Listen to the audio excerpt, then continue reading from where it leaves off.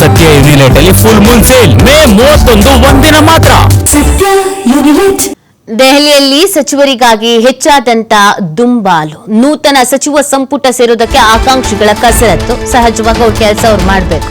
ನೀವು ಸಿಎಂ ಬದಲಾವಣೆ ಮಾಡಿ ಯಾರನ್ನಾದ್ರೂ ಸಿಎಂ ಮಾಡಿ ನಮ್ಗೇನು ಸಚಿವ ಸ್ಥಾನ ಬೇಕು. ಬಹಳ ದಿನದಿಂದ ಕೇಳ್ತಾ ಇದ್ದೀವಿ, ನಮ್ಗೆ ಅವಕಾಶ ಕೊಡಿ. ಸಚಿವರಿಗಾಗಿ ದೆಹಲಿಗೆ ತೆರಳಿದ್ದಾರೆ ರಾಜೇಂದ್ರ ರಾಜಣ್ಣ.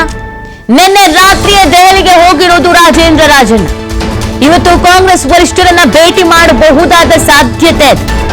ಎಸ್ಟಿ ಕೋಟಾದಡಿ ಲಾಭಿಗೆ ಮುಂದಾಗಿರುವಂತದ್ದು ಪರಿಷತ್ನ ಸದಸ್ಯ. ದೆಹಲಿಯಲ್ಲಿ ಸಿದ್ದರಾಮಯ್ಯರನ್ನ ಭೇಟಿ ಆಗುವ ರಾಜೇಂದ್ರ.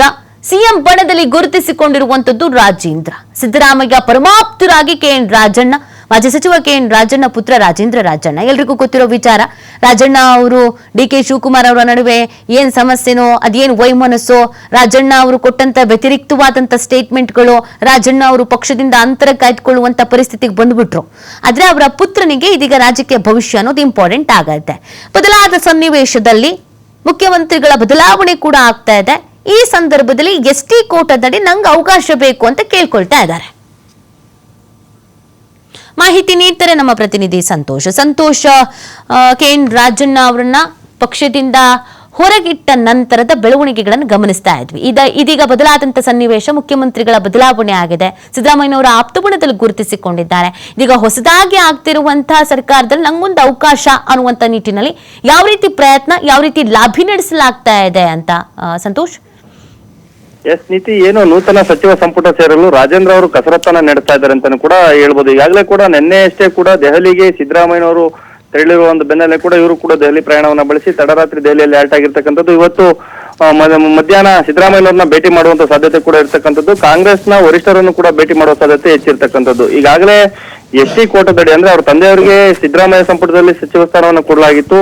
ಈ ಹಿಂದೆಯೂ ಕೂಡ ಅವರು ನಾನು ಡಿ ಕೆ ಶಿವಕುಮಾರ್ ಮುಖ್ಯಮಂತ್ರಿ ಆದ್ರೆ ನಾನು ಸಚಿವರಾಗಿ ಕೆಲಸ ಮಾಡಲ್ಲ ಅನ್ನೋ ಒಂದು ಮಾತನ್ನ ಹೇಳಿದ್ರು. ಆದ್ರೆ ತನ್ನ ಮಗನಿಗೆ ಅವಕಾಶ ನೀಡುವ ಒಂದು ನಿಟ್ಟಿನಲ್ಲಿ ಪ್ರಯತ್ನ ಕೂಡ ನಡೀತಾ ಇದೆ ಅಂತ ಹೇಳ್ಬೋದು. ಈಗಾಗಲೇ ಸಿದ್ದರಾಮಯ್ಯನವರು ಕೂಡ ಮನೆಗೆ ಬಂದಂತ ಸಂದರ್ಭದಲ್ಲಿ ಸಮಾವೇಶದ ಸಂದರ್ಭದಲ್ಲಿ ಮನೆಗೆ ಬಂದಂತ ಸಂದರ್ಭದಲ್ಲಿ ಸಚಿವರಾಗಿ ಮಾಡುವಂತ ಒಂದು ಭರವಸೆಯನ್ನು ಕೂಡ ಕೊಟ್ಟಿದ್ರು. ಹಾಗಾಗಿ ಸಿದ್ದರಾಮಯ್ಯ ಕೋಟದಡಿ ಜೊತೆಗೆ ಎಸ್ಟಿ ಸಮುದಾಯದಲ್ಲಿ ಇರ್ತಕ್ಕಂತ ಯೂತ್ ಈಗಾಗಲೇ ಕೂಡ ತಂದೆಯವರು ಸಚಿವರಾದಂತ ಸಂದರ್ಭದಲ್ಲಿ ಸಾಕಷ್ಟು ರೀತಿಯ ಇಲಾಖೆಗಳ ಒಂದು ಜವಾಬ್ದಾರಿಯನ್ನು ವಹಿಸಿ ಕೆಲಸ ಮಾಡಿರ್ತಕ್ಕಂಥ ಒಂದು ಅನುಭವ ಇದೆ.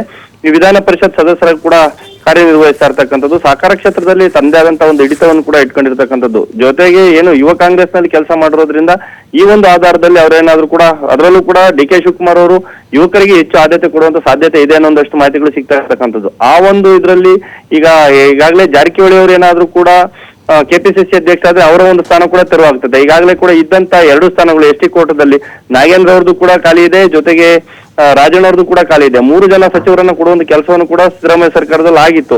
ಈ ಬರುವಂತ ಕ್ಯಾಬಿನೆಟ್ ನಲ್ಲಿ 3 ಜನಕ್ಕೆ ಅವಕಾಶ ಕೊಟ್ಟಂತ ಸಂದರ್ಭದಲ್ಲಿ ಒಂದ್ ರೀತಿಯಾಗಿ ಎಸ್ಟಿ ಸಮುದಾಯವನ್ನ ಪರಿಗಣಿಸಿ ಈ ಒಂದು ಸ್ಥಾನಕ್ಕೆ ಇವ್ರನ್ನ ಕೊಡಬೇಕು ಅನ್ನೋ ಒಂದು ಒತ್ತಾಯವನ್ನು ಕೂಡ ಸಿದ್ದರಾಮಯ್ಯನವರು ಮಾಡ್ತಾರೆ ಅನ್ನೋದಷ್ಟು ಮಾಹಿತಿ ಸಿಕ್ಕಿರ್ತಕ್ಕಂಥದ್ದು. ಜೊತೆಗೆ ತನ್ನ ಆಪ್ತನ ಮಗನನ್ನ ಸಚಿವ ಸಂಪುಟ ಸೇರಿಸಲು ಸಾಕಷ್ಟು ರೀತಿಯ ಒಂದು ಕಸರತ್ತು ಕೂಡ ದೆಹಲಿಯಲ್ಲಿ ನಡೀತಿರ್ತಕ್ಕಂಥದ್ದು. ಇದು ಯಾವ ರೀತಿಯಾಗಿ ಕಸರತ್ತು ವರ್ಕೌಟ್ ಆಗುತ್ತೆ ಅನ್ನೋದು ಕೂಡ ಕಾದ್ ನೋಡ್ಬೇಕಾಗಿರ್ತಕ್ಕಂಥದ್ದು ನೀತಿ. ಓಕೆ, ಥ್ಯಾಂಕ್ ಯು ಸಂತೋಷ್ ತಮ್ಮೆಲ್ಲ ಡೀಟೇಲ್ಸ್ಗೆ.